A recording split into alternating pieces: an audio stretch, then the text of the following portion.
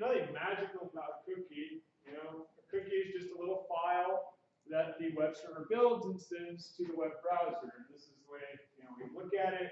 Some sort of request goes in from the web browser to the server saying, hey, I'd like to log in.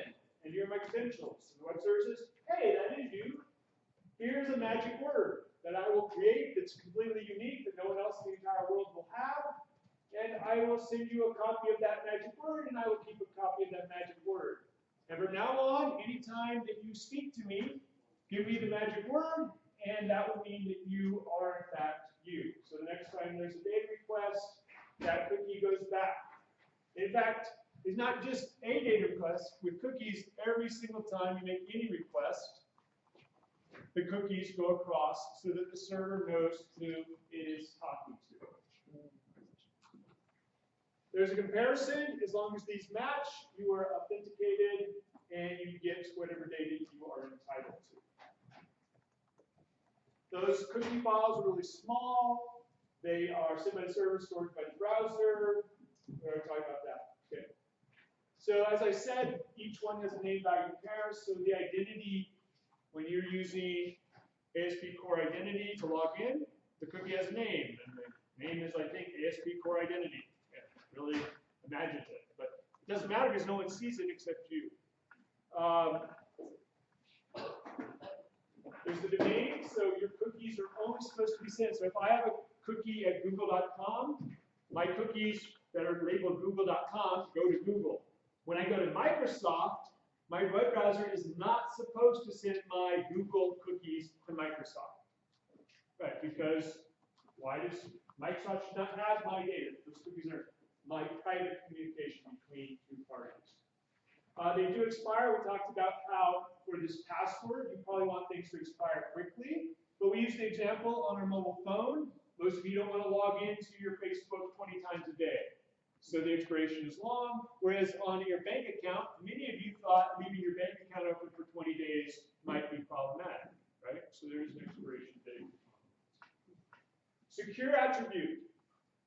So we're in that point in the world where all communications, or almost all communications, secure. A lot of you have your browsers up. Everybody look at, you don't have a browser, you have the notes. Look, you're not even looking at random stuff on the internet. It's terrible. Those of you who are looking at random stuff on the internet, look at the upper left-hand corner of your browser and see if there's a little lock. Does anyone see a little lock up there? Yeah, that means that you have secure communication. In fact, it's rare now that you would ever have a non-secure channel to web page. And Google sends nastygrams out to people and says, hey, you're browsing your website and see that you're not secure, you should fix that. So Google's actually trying to police the internet a little bit. The secure attribute means that your cookie cannot go over a non-encrypted channel, which is what you want. You want to be using HTTPS. But like I said, we're using HTTPS for everything anyway, so it's not as exciting as it used to be. And then finally, the HTTP only attribute. Anybody remember what that one is? Since I've been talking so long. What is that one? It only goes over HTTPS. Oh, nope, that's the secure attribute. Yeah, it's like, wait, these look really familiar, but no, this is different. Anyone remember what HTTP only means? Yes? This is like JavaScript and access. Yes, remember that you're writing code, or other people are writing code, and if their code can access your cookies, maybe they can do something malicious. So this tells the browser, only the web server can get this thing. JavaScript cannot have access to it. Okay, so in our case, the properties are pretty straightforward. Like ASP net identity is the name of our cookie. There's this random tag. The domain, we're using localhost because everything's going on locally with our cookies, but eventually that would be changed to something like www.cs.utah.edu, and then all communications with cs.utah.edu would get that cookie information. Secure is true, and HTTP only is true as well. So then I said, well, let's go and see what these cookies actually look like in the wild. So if you go to your Chrome settings and go to Content, Cookies, Search Cookies, you will see something that looks like the following. Let's bring up Chrome, cookies, Here's all my cookies, and I want to see all cookies and site data. And here they are. And look, they go on and on and on because every site that you ever go to has a cookie associated with it. Okay? So let's search and see if we can find some. So, for example, in structure. So here are the cookies for Instructure. Instructure.com is one cookie. If we click on it, it has an SID cookie. Not very exciting. Here's the contents. Oh, look, a random string of characters. Okay? Very similar to what we saw for our login. The domain, so this is when you're, actually this is for the Instructure Canvas docs, so when you go to the docs. Accessible to script. Which property is that? HTTP only, so this one actually is available to script. Any kind of connection. So obviously this is a low priority cookie. It's not one that they really care too much about. Let's go back and see Google. Accounts.google.com. Let's go here. Oh, there's a number of these things. Let's see user ID. Let's see what's in that one. Sends for secure connections only and HTTP only, so scripts can't access it. So they're doing their job right and they're sending their account information over. Yeah. So like if you go to each.instructure.com, the two cookies it sets at the very top are google.com and www.google.com. Why does it set those separately? Whoa. I'm sorry. Let's go see if I can find this first. So which one are you looking at? If you go to instructure.com, I don't know if you can find it through that menu. I'm finding it through like Instructure.com. yeah. Okay. And so these three? No, it's not those three because those are set from the Instructure domain. But if you actually go to the website and then you put the little cookie icon that's in the URL, so if you All right. So let's see. It's up here. Where do you get the? in the top right, it usually shows up, but maybe that's just a different setting you can set. Yeah, I think it is. Yeah, like you can see what each site individually sets. Okay. And this website happens to set both Google and www. All right. I don't know how. I don't want to. I'm not showing that. So the question is, why does Instructure have a Google cookie associated with it? Does anybody know? All right. So there is maybe a rogue Google employee snuck into Instructure and did this, but what happens is people want to know about the behavior of their users. And by people, I mean companies. Companies want to know all about you. So there is a very powerful program called Google Analytics. And what Google Analytics does is it tells you about all the people that are coming to your site, whether they came from a browser, whether they did a direct connection to your site, and it munges all that data together and gives you a nice report at the end of the day. In fact, in 1 week's, 4 or 5 weeks when we're just doing project work, we will bring up Google Analytics and see how that looks. But in exchange for all this information that Google is giving a company about its user base, what does Google get? All the information. Well, they get money, yeah, ad revenue, but they get all the information too. And now, what happens if you go to Instructure and they send a Google cookie, and then you go to Microsoft and they send a Google cookie? Both Instructure and Microsoft are getting their own information about you. What is Google getting? They're getting information about you and the fact that you go to multiple sites. So that's what you're seeing there. Okay, so you can look at all those cookies. You may have noticed recently, I hope you've noticed recently, a lot of sites when you go to them, what's popping up? Accept cookie, you've seen that? Has anyone not seen the accept cookies stuff? It's like a disclaimer. Yeah, so recently, people have become worried about how much you're being tracked. And especially the European Union has put some laws in place that say that you have to disclose information to your user base. So now all these places are popping up saying, we're using the cookie to track you. Now you have a choice. You can hit accept, or you can hit accept. Or I guess you can hit X and still accept it, right? In fact, if you're on their site they probably have terms that say, by being here, you accept everything we do to you. Again, some people in Europe are not so happy about that, but what is your option? Not go to the site.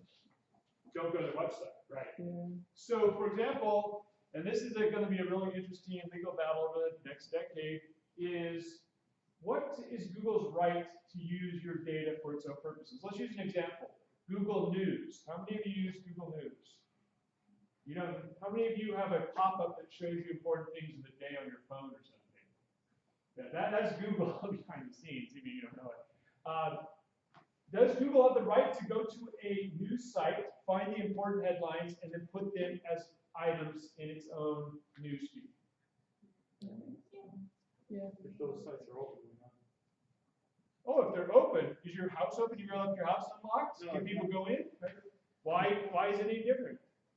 News sites are intended to be opened and looked at, right? Yeah. So the news sites, at first that was great because it was, 3 clicks, Google would get a bunch of eyeballs and send the eyeballs to the news sites.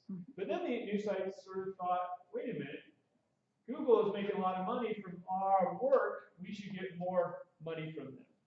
And so the news sites in Europe had this great idea saying, Google, you cannot use our stuff without paying us. Now, what did Google do? Stop using their stuff. I mean, it's a big legal decision. First of all, Google said, we have a right to use your stuff. This is under the law, we have a right to see it. Now, in the European Union, they're trying to change the law so that they don't have the right. At which point Google will do, my opinion is Google will say, great, we just won't link to your site. Yeah, who's going to be hurt at the end of the day? Yes, That right. website. Now, you could argue that who is going to be hurt at the end of the day if you don't let Google index your site? Well, it's going to be you. You're the one who's going to suffer. Google's not going to suffer. They're too big. Now, this gets into a huge, ethical debate. Is Google too big? Do they have too much power? If you don't do what Google says, are you in trouble? I don't know. We may have time to talk a little bit about the philosophical issues of that later on.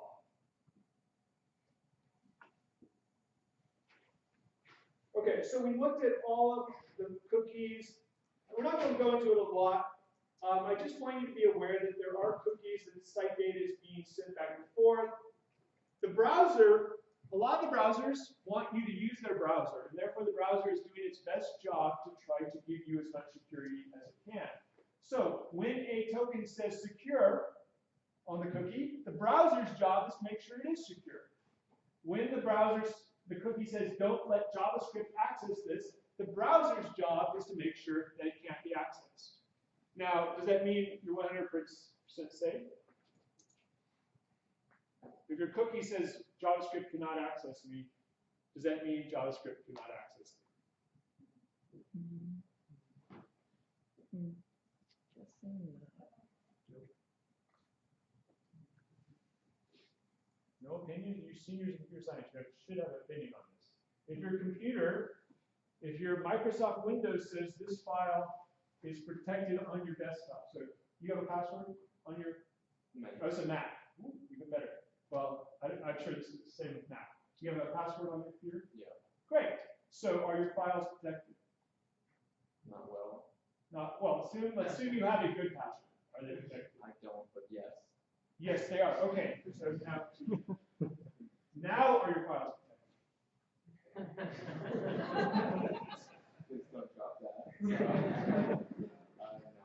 So what's the difference? What just happened? What do I have? I have physical access to your device. And so with physical access to your device, all of a sudden, are your files protected? Anybody think your file, like if you left your laptop password protected in the lab, and you had your final paper on, and your friend wanted to turn in your final paper as their paper so they could graduate, is your paper safe? How many people think that if you have a password protected laptop, it's safe? Oh, really? Come on, you guys don't believe in your password? Okay, what do you think? I think it's mitigated. It's mitigated. Why? Well, passwords aren't meant to provide perfect security. They're meant to deter easy access. So I mean, yeah, maybe someone can crack it, but in that time it takes it, you just got back what you linked from the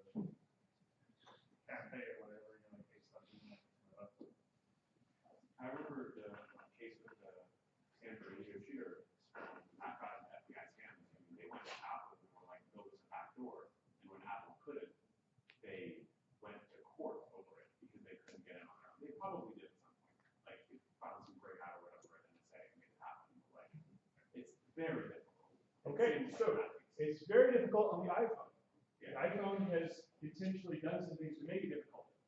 Your Windows computer, unless you've chosen, which you probably haven't, unless you've chosen to put a password on your drive. How many of you put passwords on your drive? Not to log in, but on your drive itself, like freehand the entire room.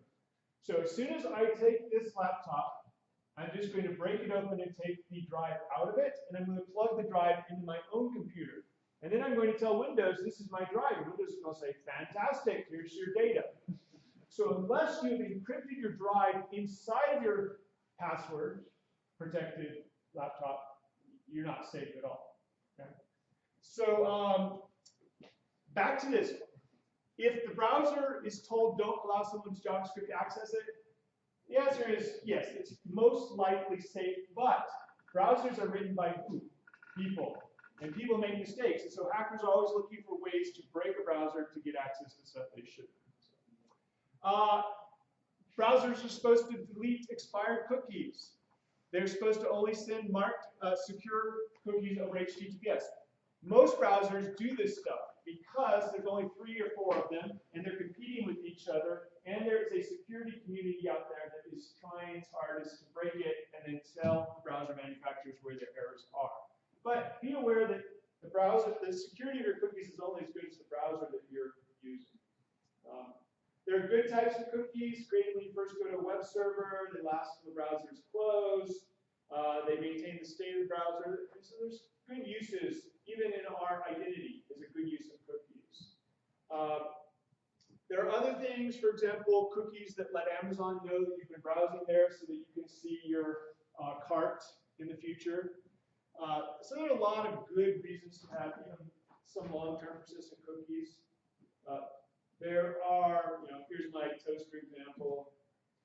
You go to Amazon, you get a session cookie, you go check out toasters, you come back to Amazon, they send you, the browser sends the cookie back, and you get more toasters. So these are good things.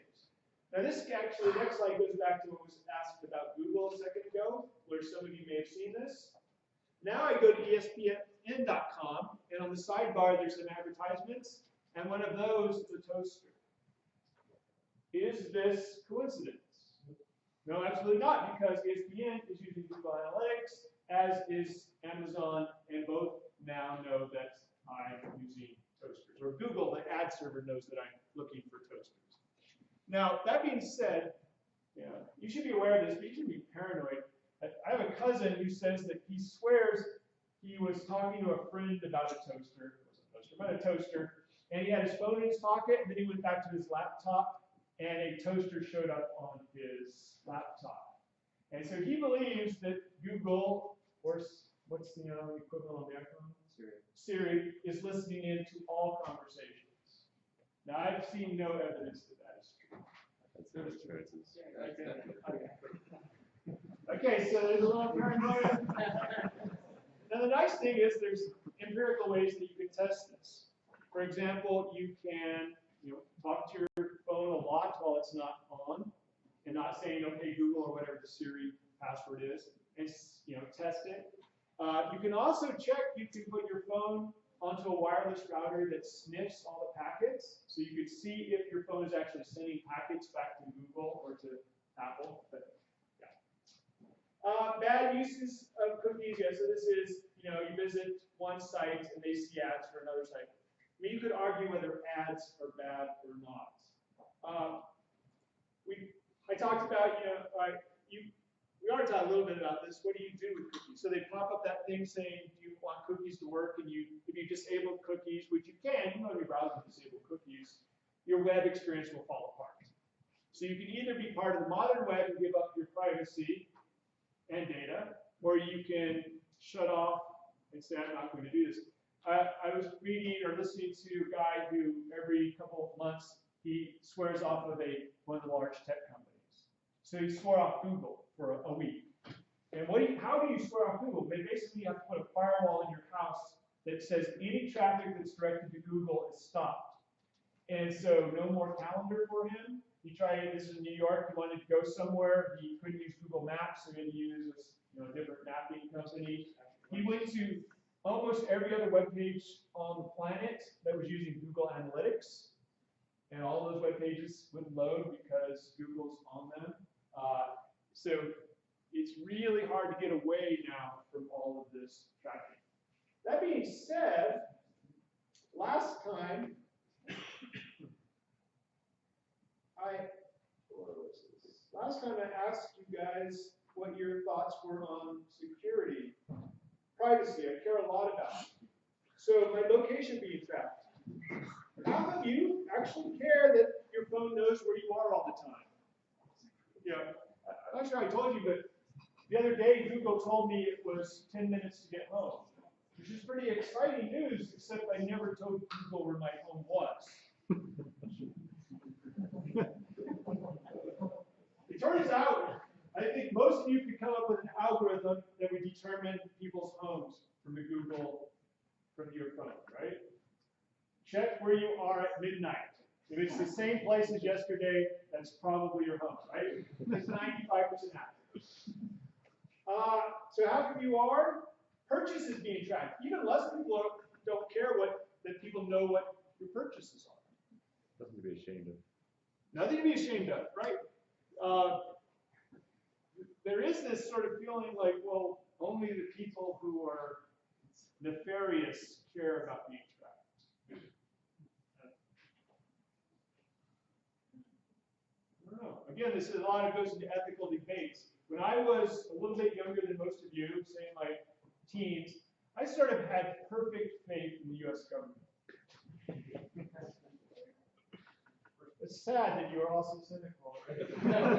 No, but seriously, I grew up in the Cold War where we thought of Armageddon, and I knew for sure, I didn't know whether there was going to be World War III, but I knew for sure we weren't going to start it. I'm 100% sure of that. Yeah, well, was I right to be that sure? I don't know. It's interesting. Web surfing, usage being tracked, if you're not doing anything wrong, why do you care if people know what your web usage is? I don't know. It's really an interesting debate. We'll come back to that later to discuss more of the pros and cons of privacy.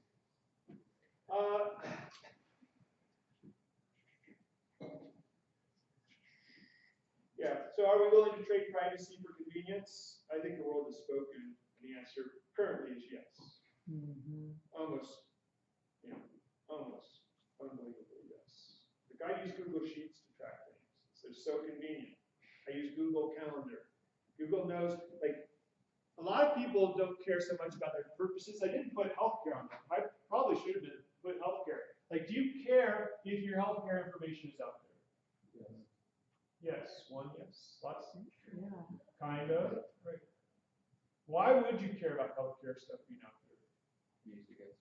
It can be used against you. Yeah, again, because I have perfect belief in the government, this would never happen.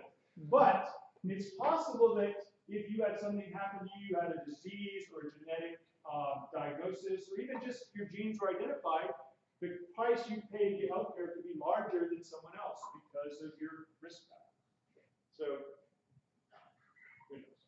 By the way, even if you don't care about all that stuff, your IP address, your browser's being tracked, like, almost everything you do is being tracked right now. You just need to be aware that you're making that choice, and the only real way to get out of that would be, not to use a computer and not to use a smart cell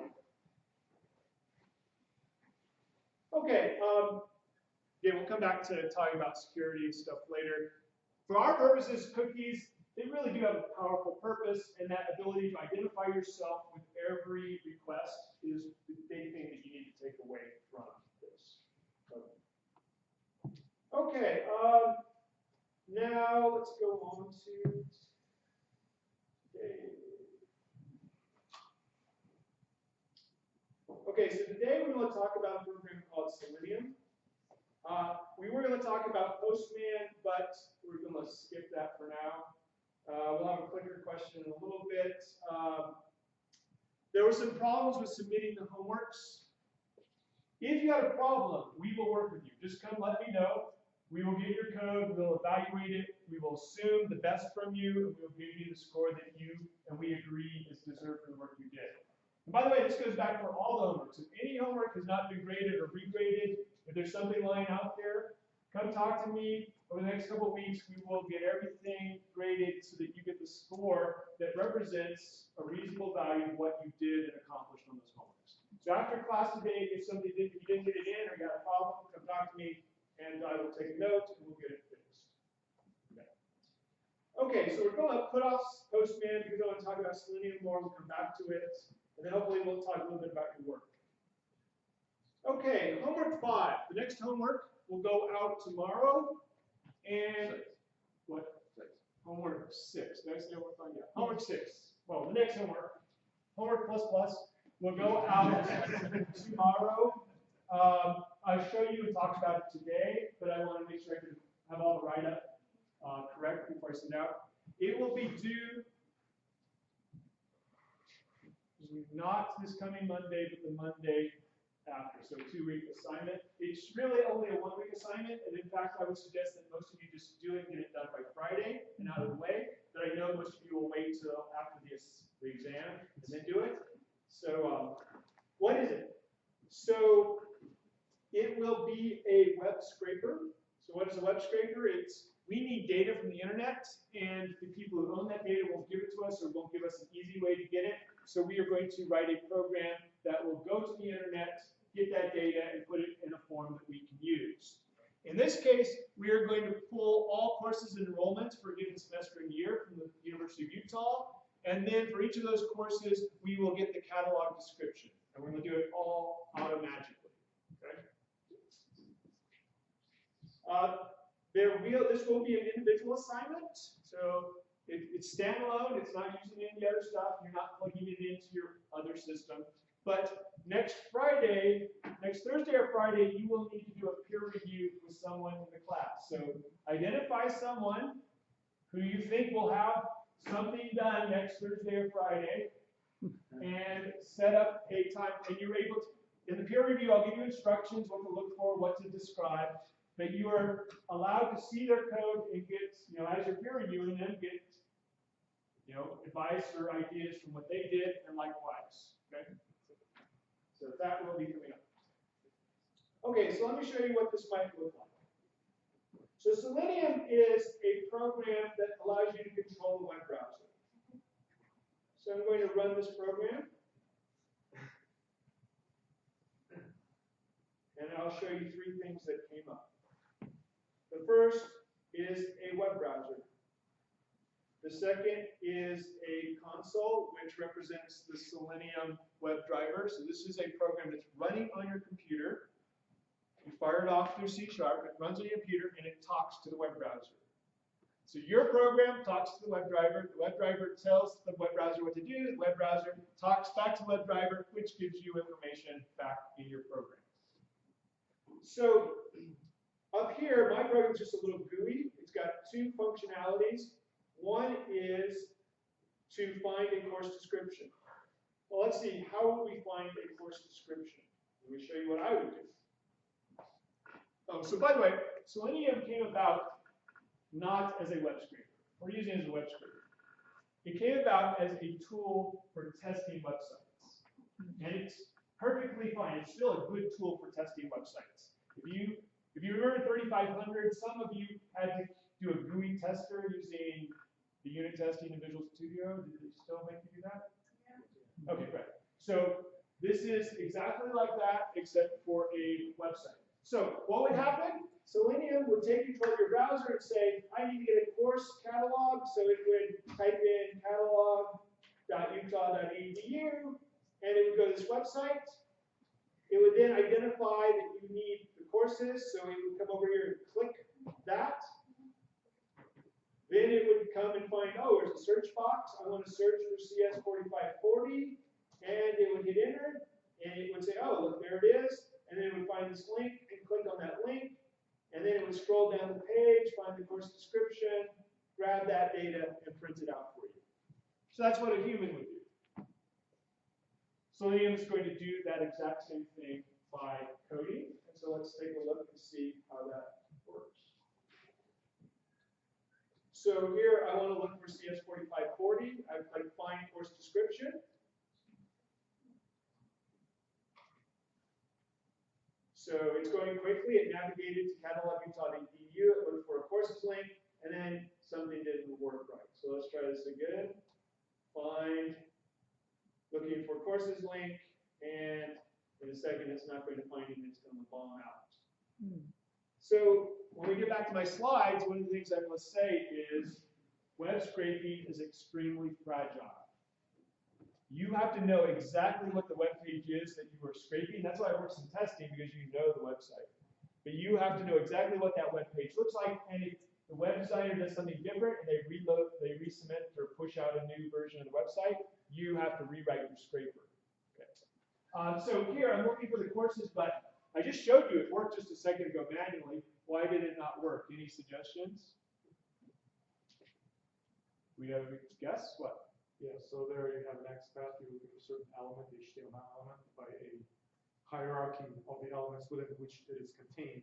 If any of these elements is changed, or the name of the item is changed through this program, you can find it. Okay, so you're saying if anything's changed with how I'm looking for that element, that would break it. That's right. What has changed? Yeah. I think because the underneath it was smaller, it closed out the sidebar and that and go to the top so you can see that.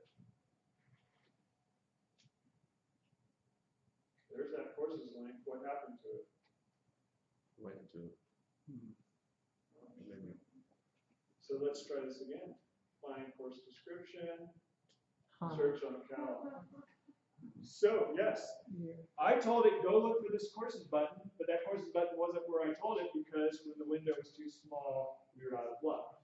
So, but then it did work. Let's see what it did here. It found the courses link. It found the search box. It typed the query CS-4540 into it. It clicked on the search box. It found the link CS-4540. It followed it. It found the course description, and it grabbed the data for the course description. And it did it all very fast. Now this is not so exciting because all of you could do that and copy it into your database. But what if you wanted to find all the enrollments and all the course descriptions? All of a sudden, the time doesn't, it's not clear that it's good. So here's the other app. So that's just showing one example. Find enrollments is going to go to the use web page to find the enrollments, which list all the classes for a semester. So in this case, fall 2019, and look them up. Well, let me show you again manually how that would work.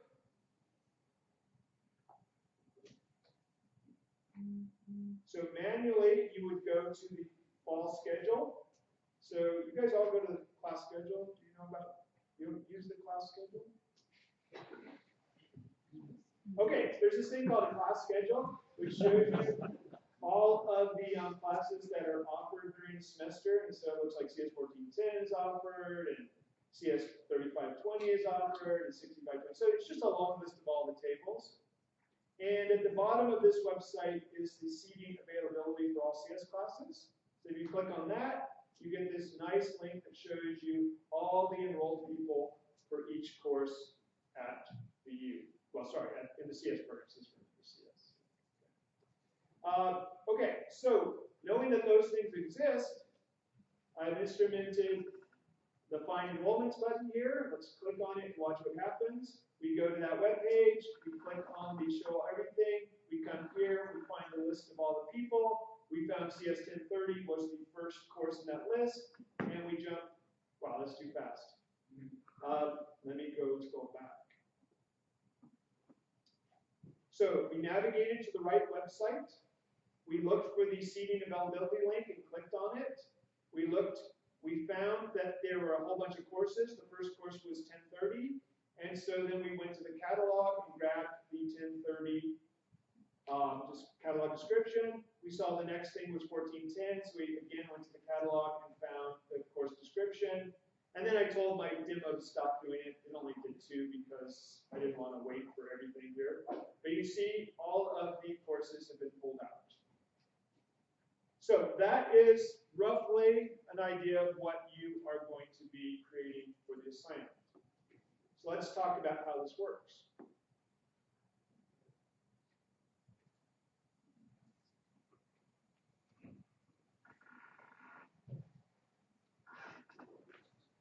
So one of the nice things, by the way, of using Selenium is it's got code environments in Java and C# and Ruby, I think, Perl. There's many different languages you could use with it. We're going to use, of course, C#.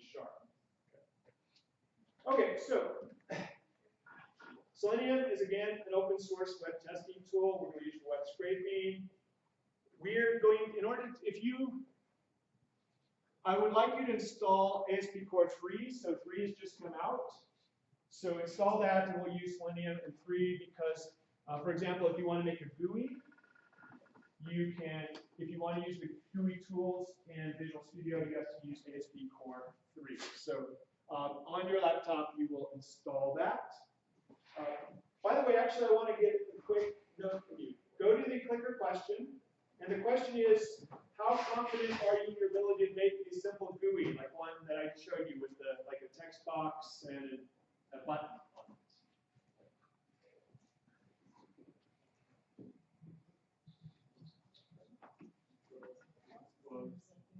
Oh, it's closed? All right.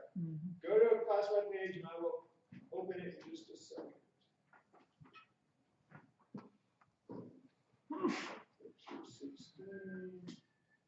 Okay, you should be able to log in now and put your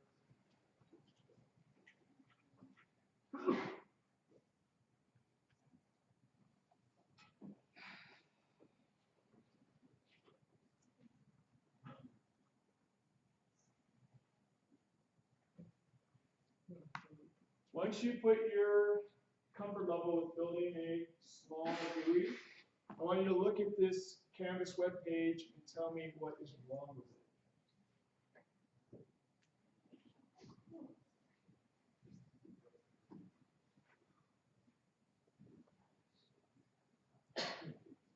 Make sure you do your clicker question first.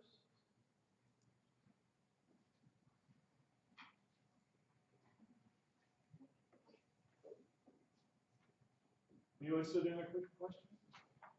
All right. In some sense, this is a lot like, look at my program and tell me what's wrong with it. There's too much information to really figure out what's wrong. So there's some patterns up here that you might notice. Can anyone propose what is wrong with this web page? Besides Canvas. Are you talking like that visual tip is activated or it's not? So that is one thing. So that's, in order to show these things to you, I have to click this thing that says whether it's published or not. So when I clicked it, it kept that tooltip on it. So that was unpublished, published. I'll click off of it, okay?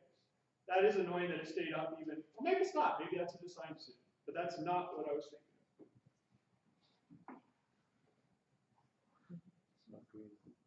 You're all detail-oriented people. There's a detail up here.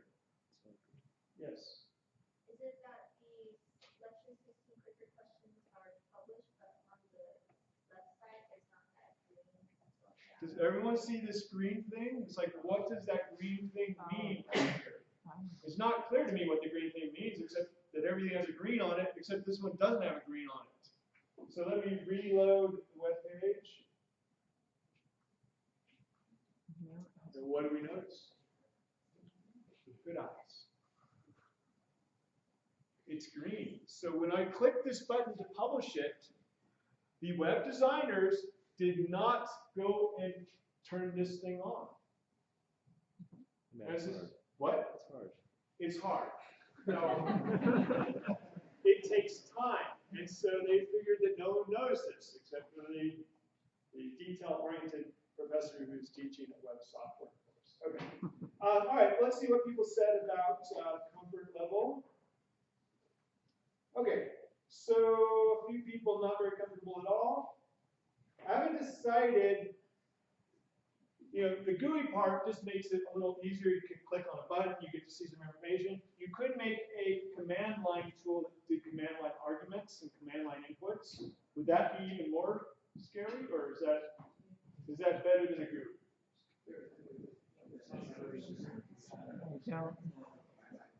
So I've decided, I'm leaning towards just saying make a GUI to do it, but if you strongly think that making a really cool command line processing command line tool to do it is what you want to do, then I'm open to hear you tell me and give you permission to do that. Okay.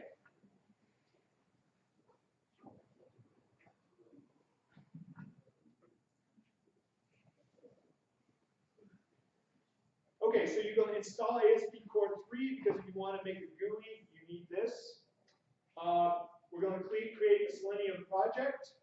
Now, a lot of people will use unit testing projects because that's what the framework is for. So if you're doing some Google searching and you see unit testing, it's because they want to test their GUI using unit test. We are going to use a window forms GUI or maybe command line, use designer, which requires net3. A couple other things, you will have to go to NuGet and install the Selenium web driver. So here's the slide, here's the one you need. Once you install that, your program will work mostly.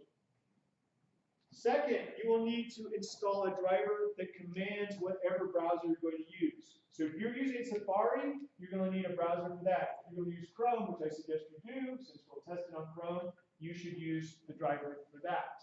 So you have to not only get the Selenium WebDriver, but the Chrome WebDriver as well. Now some of you are going to forget this step. And you are going to run your code, and it's going to seem like it's working. And Chrome is going to pop up, and you're going to do some command. It's going to seem like it's working. Then you'll do another command, and it's not going to work at all. And you're going to sit there for hours and hours and hours fighting the computer because it seems like it's Chrome, but it's not really Chrome. So if you forget to install it, I've warned you what the consequence will be. When you did run the program, those of you who also had keen eyes noticed this when Chrome popped up. Chrome is being controlled by automated test software. Why does that pop up on Chrome? I mean, it's true, but of course it's true. I just ran my program to do it. Why do I care that Chrome is being controlled? Like maybe I call tech support and they start going through my banking information and it's easily controlled by someone else. Yeah. That's exactly it. What if you write a program that's called, I don't know, like, click me for $1,000 and you give it to people. And you know that 1 out of 1,000 people is going to click the click me for $1,000, but it's really not giving them $1,000. All it does is pop up Chrome in the background. And they don't notice. Chrome is in the background. And then they need to go to their bank account and they open Chrome and it looks just like a normal Chrome and they start typing stuff in and your software is recording everything they do, right? So this is for people who, like if you try to use Selenium as a malicious tool, it's trying to warn the people that their browser is being compromised. Okay, web scraping is fragile, so we already saw an example where I grabbed a page, I tried to grab an element of the page, but because I shrunk the page down, that element was no longer there and things went kaboom. So we also talked that web is really amazing that you can deliver a new web product every week, every day if you want, every hour. For example, I use a web scraper to pull information from the PeopleSoft system at the University of Utah. And it seems like every semester someone at the University of Utah wants to tweak how that information is displayed, and then I have to rewrite my web scraper to get that information. Okay. Also, web pages are poorly architected. So from the very beginning, I've told you that every main part of your web page should have an ID, correct? How many of you actually put IDs on all the main parts of the web page? Yeah, I'm really like, that's too much work. It's like, I'm not using that. Well, we don't need an ID. Well, it turns out when you're testing or scraping data, if you have an ID, finding the part that you want in the web page is trivial. If you don't have an ID, not so trivial. Okay? Now, good news is you can put IDs in all of your web pages. Bad news is you're scraping the university stuff, and so you have to live with whatever garbage they put. All right, so how hard is using this? I told you, I really think this is a one-week assignment.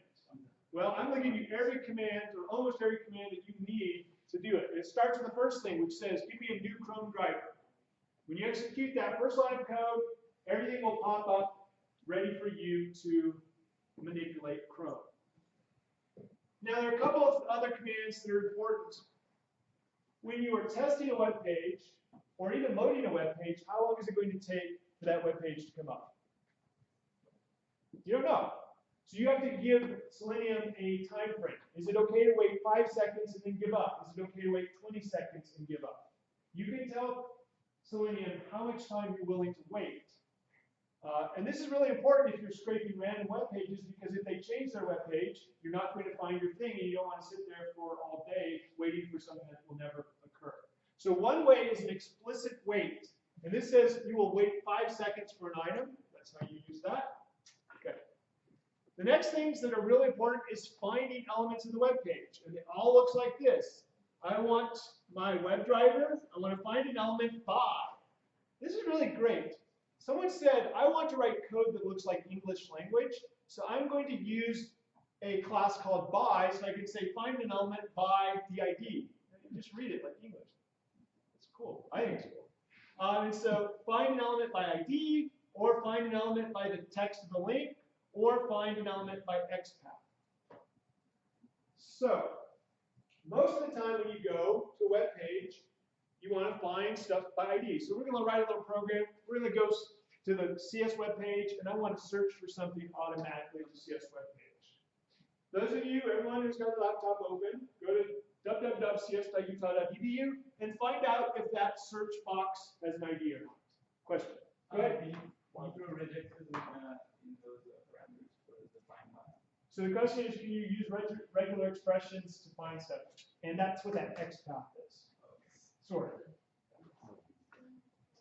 Okay, does the search box have an ID?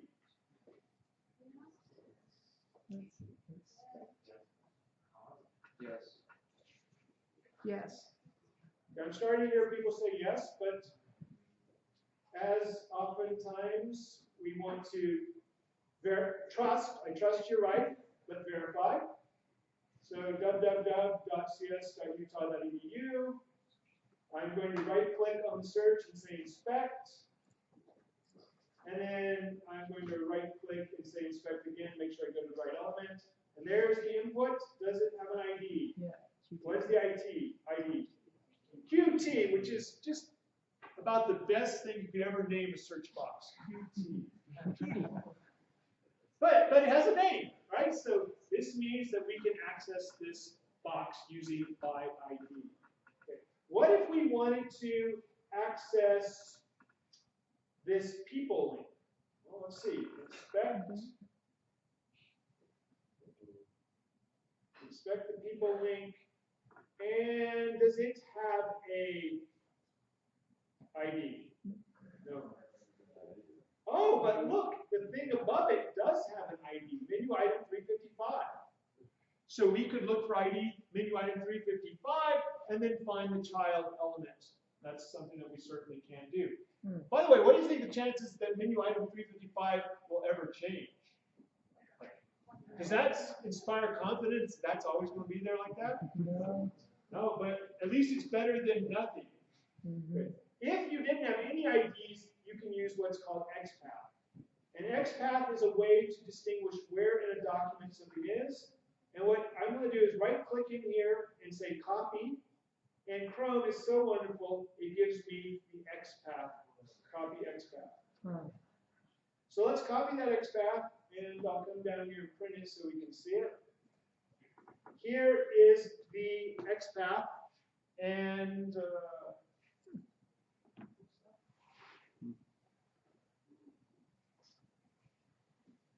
let's see, what does it look like? It looks like // star at ID equals, oh look, it's doing the same thing. It found an ID, so it's using menu item 355, /, which means go to the next child. Where are we? Do we still see it up there?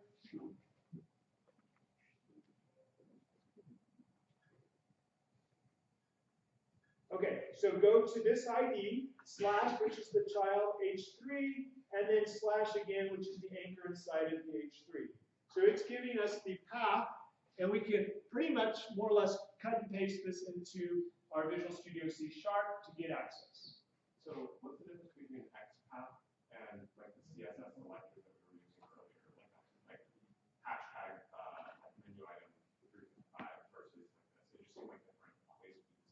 There are different ways to do the same thing.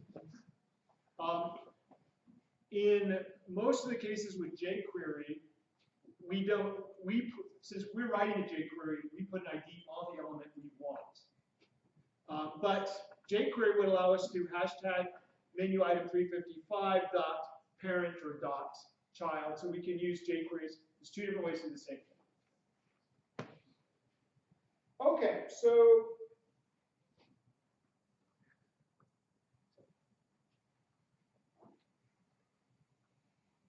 if we find an ID element, we're golden. If not, we have to use XPath.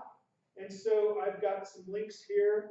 One is a formal definition of XPath, and the other is going to be the tutorial at W3 Schools. Like the XPath syntax is some nice examples. They show that slashes mean children, that sort of thing.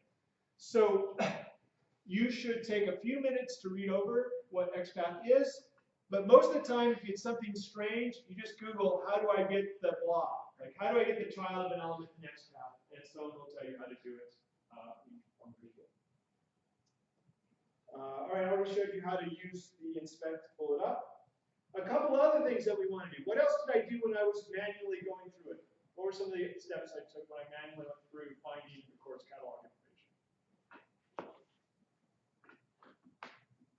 What's something I did? You inspect elements?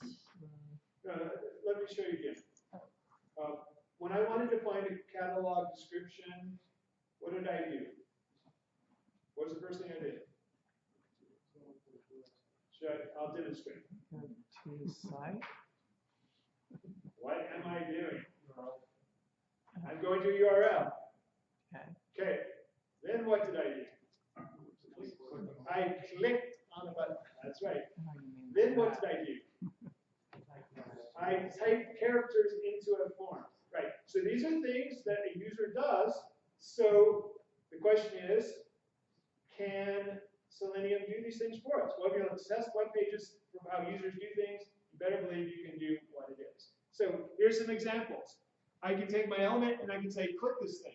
And if there's a click associated with it, it'll click. I can say, submit it. And I had someone in my office the other day, I might have sent an email about this. What is the difference between click and submit?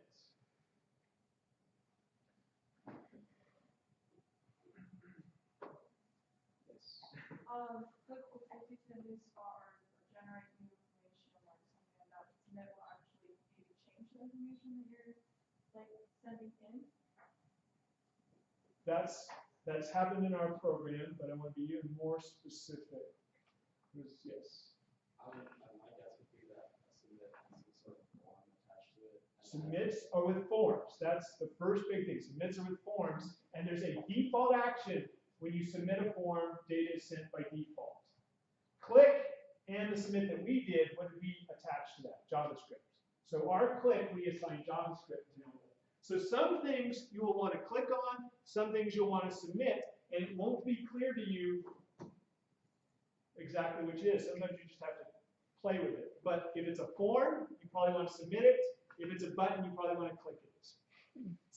And if you want to type something in, send keys is the way you type something into the form. Okay, I showed you before that there was a way to tell explicitly how much time to wait. If you just want to wait all the time, your entire project, you want to wait 5 seconds, and if any link or any click or any sending of keys takes more than 5 seconds, you're done.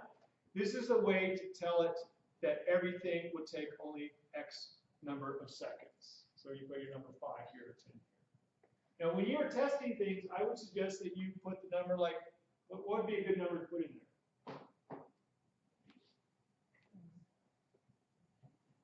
10 or 15 seconds. Right after that, most of you are going to be on a web connection that loads in 10 or 15 seconds. If it doesn't work in 10 or 15 seconds, you're probably good.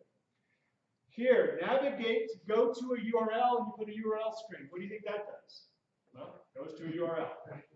Pretty straightforward. Here's an example of an explicit wait. In Selenium, we use try catch blocks. Here, we build that wait, so we will wait for 5 seconds. We explicitly say, hey, I want to wait until my WebDriver finds this item on the web page. and it will sit here for 5 seconds. If it finds it, it will then move forward, and here we will find that element, or actually this is finding a different element. I don't know why I put that. Finding a different element in there. If either of those fail, the exception will be thrown, and we will get an error case in our code. By the way, quick aside, as you are starting to use Selenium, you might find that you're clicking on JavaScript, and the JavaScript goes somewhere different or does something you're unaware of. Most of the time, when you look at the JavaScript, it's going to look like this, because it's been compressed and minified into a single line. If you click on the double curly braces at the bottom, it's not shown here, but there's double curly braces, it will print it in a pretty format that might help you debug it. Now, I'm going to go out on a limb and say 99% of you should not do any JavaScript debugging of minified scripts for this assignment. But if you really are convinced that it's the JavaScript screwing everything up for you, hit the double curly braces and at least make it pretty, help you diagnose it. Okay. All right, so let's create this thing. Let's do it. Let's show you how easy it is to get up and running with Selenium. So I built a project here. That's my other stuff.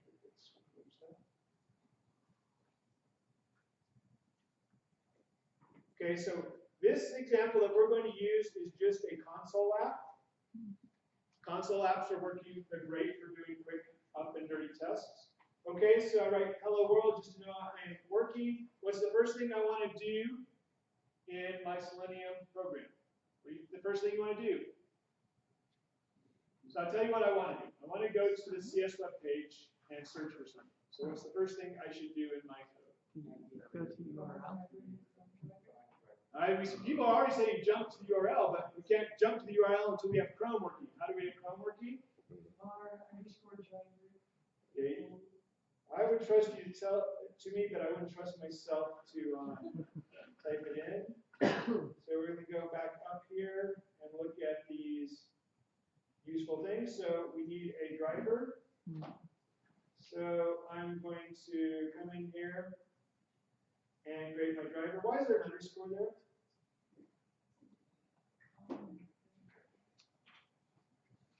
You all see it because some of the tutorials have underscores. Why is there an underscore there? No one knows. You just do it.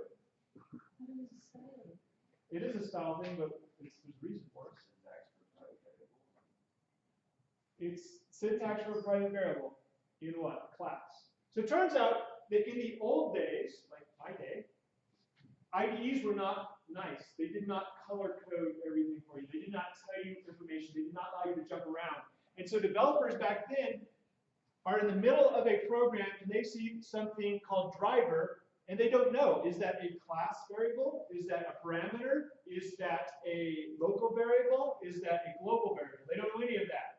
And so they said, let's do some conventions. If it is a class level variable, let's put an underscore in front of it. So why do I have an underscore here? Well, I'll tell you, because I took my example code and I just cut and pasted it over here. My example code used a class, but I'm not using a class. So I should not use an underscore. Okay, we now have our web driver. What's the next step we said? Navigate. Okay, so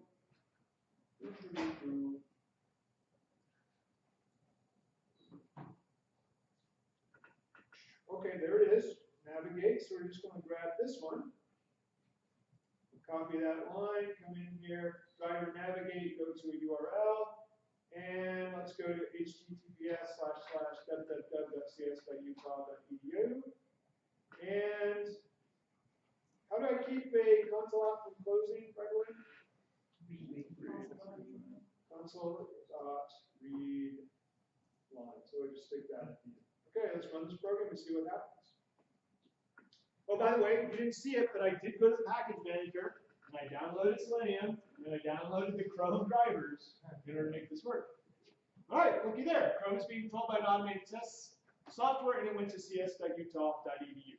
Yeah, pretty straightforward. Now, I told you I want to be able to put some search. I want to search for something. So how do I find that search box?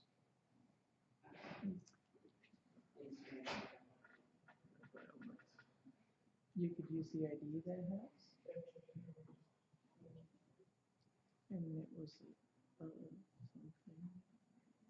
Okay, which one of these do we want to use? The element by ID. Yeah, well, you told me you had IDs, so I will trust that, we verified it. Oh, by the way, here's the Chrome driver, we're done with it, so I'm just going to kill it, and it should kill the web browser, and it stopped the program. Okay, element equals driver find element by ID. What was the ID? QT. QT, it's a QT, all right. Mhm. Var element. But what is the data type of element? jQuery. You guys all know about this use explicit type that it will type the type for you, right? I love use explicit type. Okay, so then I find the Qt search, and now I need to type into that thing. So how do I type into it? It's one of those things. Send keys. All right, let's grab that piece, and let's put the string CS. Oh no, just search for P. We all do it ourselves, right? So running the program, hello world, Chrome driver comes up. We find here, we find the search bar, and I type Germain into the field. Right. Okay. Now, how do we notice? I actually didn't notice this until today. There's no button for search. Mm-hmm. Did you just submit? Well, how would you do this manually? Enter. You would hit the enter key. Right, there should not be a button. I hate search buttons. You don't need a search button. Type, hit enter. Enter is the search button, right? No search buttons on any of our applications. Good. All right, how do we hit enter? Well, that is a good question. Let's close down our web driver.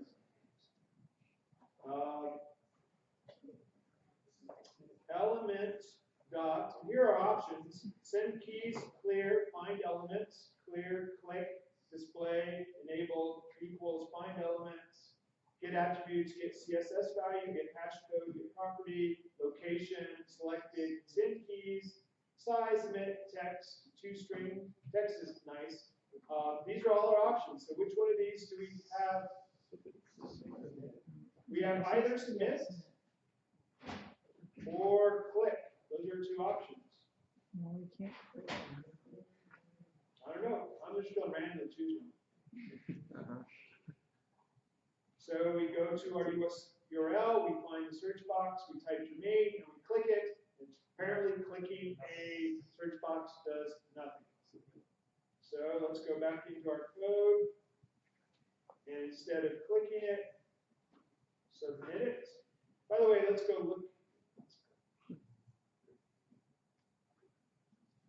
By the way, is it a form? Did anyone check? Inspect. It is a form. So the submit would be a good guess in this case. So we didn't even really need to guess. We could have just looked there. Okay, so save that on our program. Hello world. Bring up the web driver. Web driver goes to the right website. We put search in there. We hit enter. Oh, what happened? Why was our search missing? Because we're on the Because it reloaded a new page on search instead of doing a nice Ajax call and just updating the content of the page without doing the search. Okay, so here we are. Now I want to click on Senior Capstone Demo Day. How can I do that? Well, let's go inspect it. So this is what you have to be doing on your assignment. Inspect the thing you want.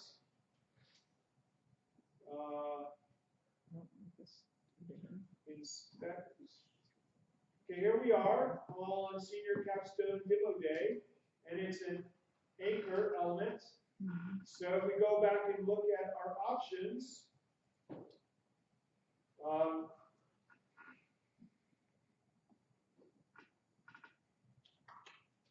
how are we going to get it?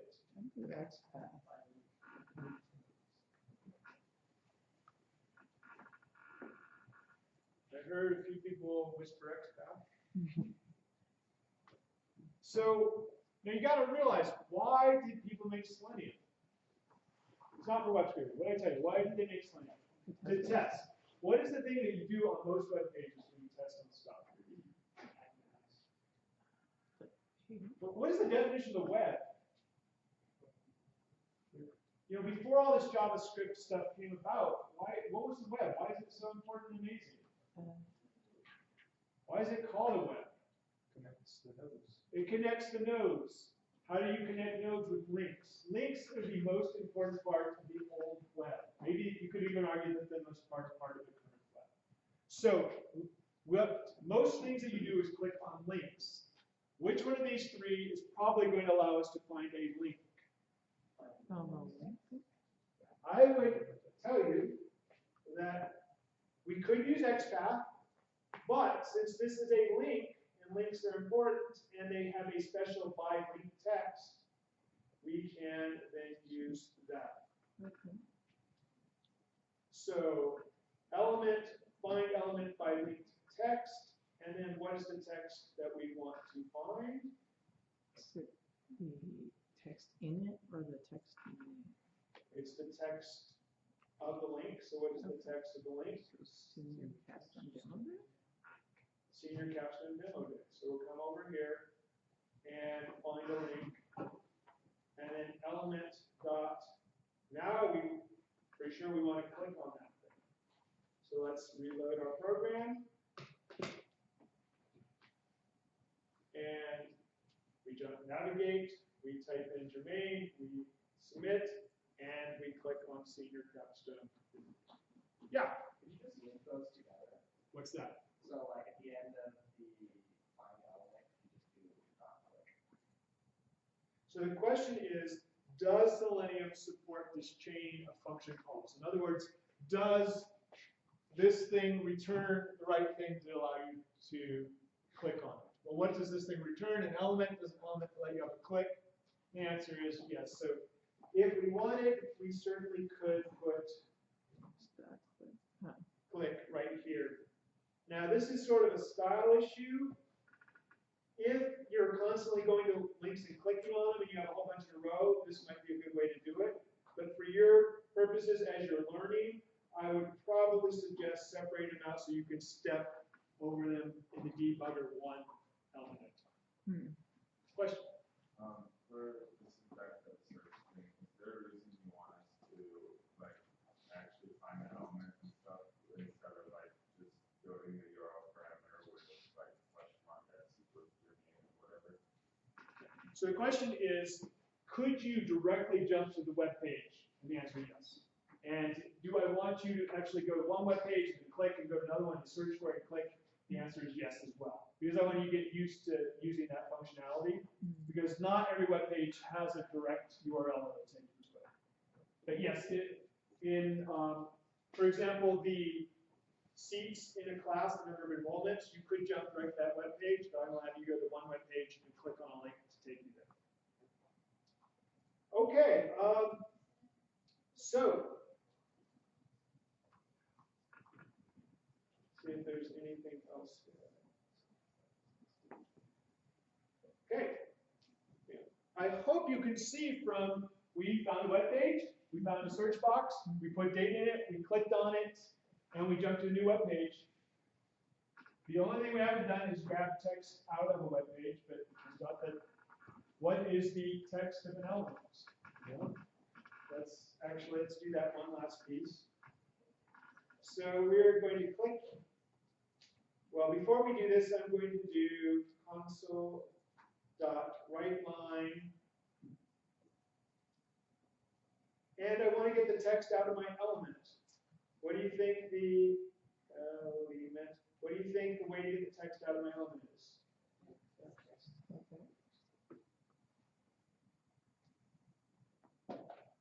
Let's run this one last time.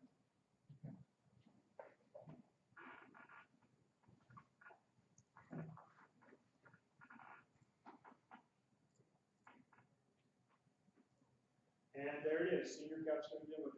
So we were able to pull the text of the link out with no effort.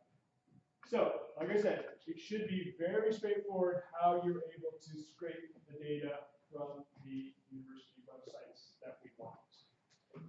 One thing I do want to show you that's going to be slightly tricky, but I'm sure you can figure it out, is the following.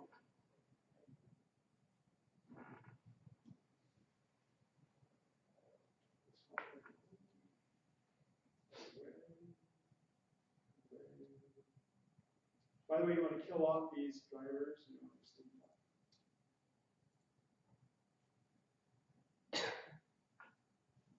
Okay. So how do you get to this web page? And this is one that actually let you go directly to. So this is student apps Utah.edu, USTU, class schedules, main, 1198. This is the tricky part.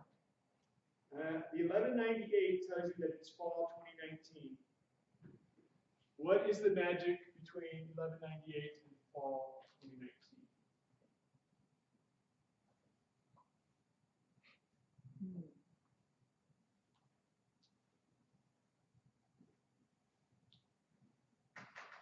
You guys don't like doing those puzzle bits. I'll give you a hint. The first one is ignored. You can ignore the first one. Yeah. So you have a 19 and an 8. Yes, guesses. Is that the year when the semester starts? 19 is the year, and 8 is a special number. So I'll tell you what the 8 is, and you'll have to do the magic in code. Fall is 4, summer is 6, spring is 8. Why? What? Why? Why? Because that's how it works. Fall is 4, summer is 6, spring is 8. And so you will have to take the word fall and turn it into the number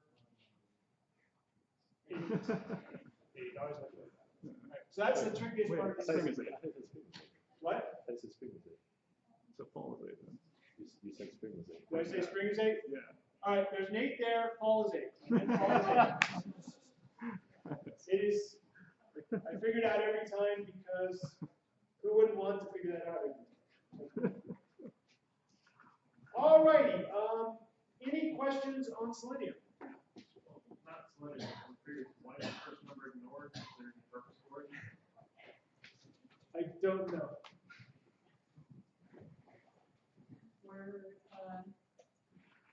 Were the years before, like 2000 marked with 0 before that, maybe? No. So the years before, like right now we have 1908, 19 is the year. Years before would be 98, like 1998 would be 98.